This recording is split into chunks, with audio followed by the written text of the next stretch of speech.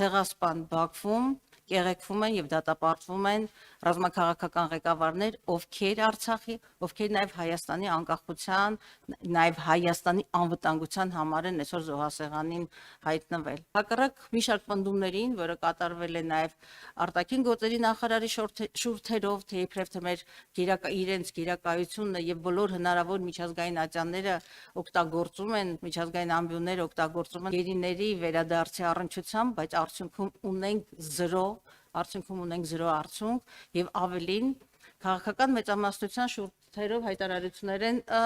այսպես տարածվում, որ իրենց օրակարգը բոլորովին այլ է։ Այստեղ Եվրանես խորհրդարանական վեհաժողովի հերթական աշնանային նստաշրջաններ, որտեղ քաղաքական մեծամասնության падգամավորները պարզապես մերժեցին միանալ ընդդիմադիր падգամավորների անաձևի փոփոխության առաջարկին, որը վերաբերում էին գերիների անհապաղ վերադարձի եւ ազատ արձակմանը, բայց դրան նախորդել են նաեւ Պորտոյում տեղի ունեցող ԵԱՀԿ խորհրդարանական վեհաժողովը, որտեղ նույնպես իմ կողմից առաջարկված բանաձևին